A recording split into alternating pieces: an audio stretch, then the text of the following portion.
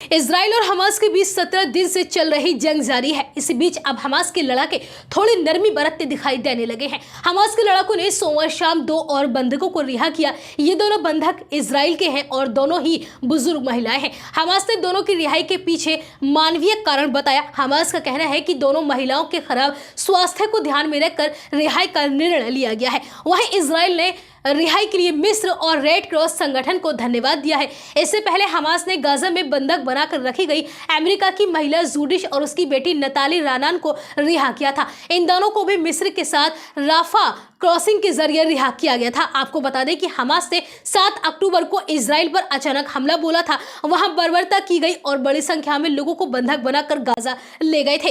इन बंधक बनाए गए लोगों में इजराइल समेत अन्य देशों के नागरिक भी शामिल हैं। इजराइल का कहना है कि अभी भी हमास के कब्जे में करीब 220 नागरिक हैं। सोमवार शाम जिन 2 बुजुर्ग महिलाओं की रिहाई हुई उनमें 80 साल की नूरिट कपूर और 85 साल की यजुवेद लिफ्शिज का नाम शामिल है। इन महिलाओं के पति अभी भी हमास के कब्जे में है और उनके नाम 84 साल के अमीरे कूपर और 83 साल के ओडेट लाफशिटिज है। फिलहाल दोनों महिलाओं को देर रात गाजा से मिस्र लाकर रिहा किया गया है। बाद में दोनों को इजरायली सेना तक भेज दिया गया। आपको बता दें कि दोनों महिलाओं को जांच के लिए एक इजरायली हॉस्पिटल में भी एडमिट कराया गया है। यजुवेद और ओडेट के पोते डैनियल लिफ्शिज ने कहा कि उनका परिवार बेहद उत्साहित है। घर में खुशी का माहौल है। हम बेहद खुश हैं कि हमारी दादी वापस घर आ रही है। उन्होंने कहा कि पूरा परिवार उनका इंतजार कर रहा है। हमें भी सभी बंधकों की रिहाई का इंतजार है। अपने दादा की स्थिति के बारे में पूछे जाने पर डैनियल ने कहा कि हमें किसी और चीज के बारे में अभी कोई जानकारी नहीं है।